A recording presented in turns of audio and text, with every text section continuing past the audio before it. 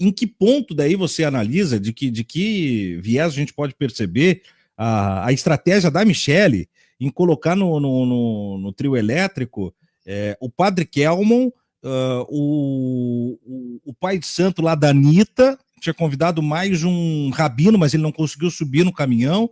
Isso é para comunicar mesmo com o público que não está na alça de mira, aqueles que estão em casa e que vão saber que essa turma teve lá, ou pode mais esvaziar o pertencimento do bolsonarismo num gesto desesperado de tentar avançar, mas perder, né, a força entre evangélicos e católicos? Como é que você vê? É uma aposta que certamente é muito bem orientada na ideia essa desse sincronismo, né, da convivência de todas as religiões e tal, de que todas fazem a mesma coisa, que é adorar Deus e reconhecer Cristo, toda essa coisa, essa confusão, inclusive o que eles fazem em relação ao judaísmo, né? Que Uhum. nós não vamos entrar numa controvérsia aqui para criar polêmica com judeu, que é uma coisa que é de alto risco, né? Mas eles fazem uma confusão com Cristo, com a imagem de Cristo, por exemplo, que não tem nada a ver com o judaísmo, não tem nada a ver com o Uhum. judaísmo. Eles fazem essa confusão. O que ela tentou foi mostrar que todas as religiões estão em torno dela ali. A Michelle ainda é uma aposta da extrema-direita, com toda certeza. Ela aparece nas pesquisas. Ela também é derrotada pelo Lula na pesquisa, que apareceu semana passada, né? Mas ela está aí, está presente. E a base tem que ser mantida, Tiago. Por que que tinha 7 governadores Uhum. em cima do caminhão fúnebre do Bolsonaro? 7 governadores. Porque todos estão esperando que tape o caixão e eles querem ser parte dessa turma aí, desse grupo, eles querem entrar nesse grupo que vai disputar esse espólio. Eles têm que fidelizar a base do Bolsonaro. 7 governadores, não é pouca coisa, É. Em né? que pese a É um maioria quarto deles dos fica um governadores. discurso ainda preso ao Bolsonaro. Poucos se soltam, né, Moisés, do tipo assim, a vida afora Bolsonaro. A maior parte deles ainda fica naquela do estamos aqui pelo homem, né? Sem porquê. Se fizer o que o Caiado fez, de em algum momento subestimar o poder do Bolsonaro, ele. Por que que. Né? Já se perguntou assim, por que que eles não falaram no caminhão? Porque não tinha como Uhum, falar. Como é que tu vai botar 7 caras a falar em cima do caminhão? Como é que tu vai uhum, botar o Caiado? Se bota o Caiado sai dali vaiado, não sei se não correm ele de cima do caminhão. Ele pode estar ali quieto, porque ele teve um conflito sério com o Bolsonaro.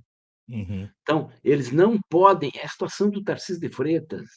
Tarcísio de Freitas não pode dizer que ele vai voar sozinho agora, porque ele depende dessa base do Bolsonaro. Ele está numa situação delicada. Qualquer movimento em falso que ele fizer, a base bolsonarista vai para cima dele. É a situação do Tarcísio de Freitas que botou o boné do Trump, que agora não bota mais boné, ninguém mais bota o boné, né? É. Porque é de alto risco. Tu vê, esse é um outro dado contra eles. Só 22% dos brasileiros apoiam as atitudes do Trump, só 22%. Então, a grande maioria, mais de 40%, é contra o que esse cara vem fazendo. Então, tudo no conjunto, Tiago, nos últimos dias, é desfavorável a eles. Tudo.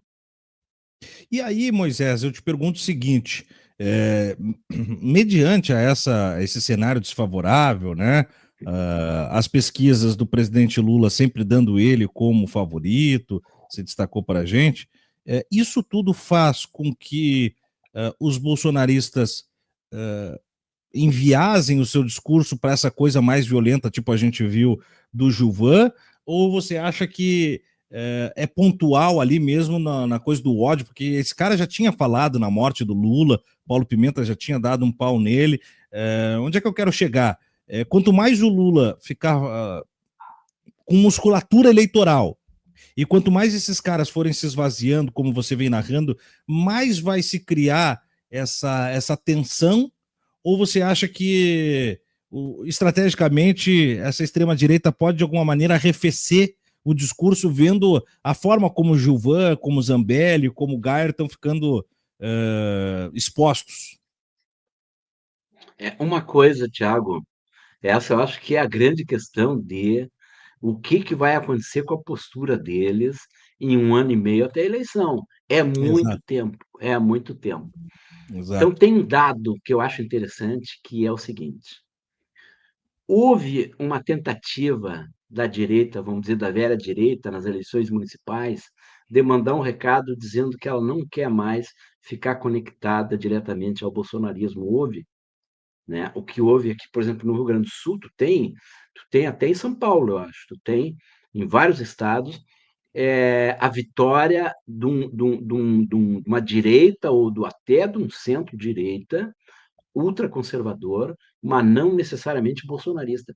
Só que começam a acontecer, ao mesmo tempo, vão acontecendo coisas que mostram que a presença deles, Tiago, é cada vez mais intensa em alguns redutos que tu não imaginava. Vou dar um exemplo aqui, porque eu escrevi sobre isso e quero que leiam. Vem entrar com busca, vai achar que está aí no DCM, um texto que eu escrevi.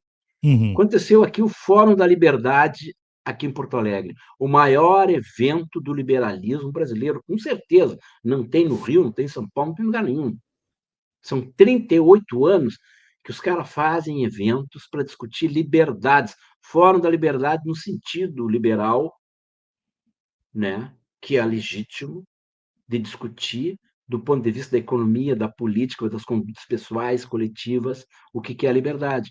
Quem é que falou sobre liberdade no Fórum da Liberdade de Porto Alegre esse ano? E foi Hum. aplaudido, ovacionado, que, segundo, né, quem esteve lá, nunca viu tanta gente dentro da PUC. Aqui, é bueno, mas não cabia 6.000 pessoas dentro do auditório lá do centro de convenções da PUC, mas estava espalhado por tudo, porque é um complexo aquilo ali. Era Uhum. muita gente, pelos corredores, encostado nas paredes, ouvindo o Nicolas Ferreira. Que absurdo. Os caras, Thiago, eu cobri 6 ou 7 Fóruns da Liberdade, eu cobria, com Simons, com Delfim Neto, com Armínio Fraga, com Roberto Campos, com Paulo Francis, com a elite conservadora brasileira, que em muitos casos está perto da genialidade. Você pode não concordar com aqueles caras, mas eles são brilhantes. Todos esses caras foram substituídos, vão sendo substituídos, para chegar no ponto deles caírem agora no colo do Nicolas Ferreira. O Nicolas Ferreira chorou no palco aqui do Fórum da Liberdade, porque ele foi ovacionado pelo público e não se conteve, ele foi às lágrimas. Vocês acreditam nisso? É como se ele Não. estivesse participando de um transe, com todo respeito, um transe religioso, era um transe religioso. Só faltou, eu digo nesse texto aí, só faltou nesse encontro, nesse evento aqui, na semana passada aqui, do Nicolas Ferreira, no Fórum da Liberdade, só faltou uma cerimônia de exorcismo, porque chegaram perto disso. O cara falou tanta besteira, que é inacreditável que esse público, essa elite liberal gaúcha que atrai todo o Sul aqui, porque vem gente de tudo que é lado para esse evento aqui, que essa elite se submeta às ideias do Nicolas Ferreira. É muito vergonhoso isso para o liberalismo. É, Aconteceu aqui em Porto Alegre. é uma Então, essa tua pobreza. pergunta é boa. Para que lado eles vão? Como é que eles vão calibrar discurso? O lado esse, é o lado do Nicolas Ferreira. Nicolas Ferreira é ídolo da direita gaúcha conservadora, que até pouco tempo aplaudia Simons, Roberto Campos, Armínio Fraga, Delfim Neto, essa turma, essa elite pensante da direita brasileira. Então, é essa a situação que eles estão enfrentando. É isso que nós podemos ter daqui para frente, Tiago. É uma pobreza enorme, viu?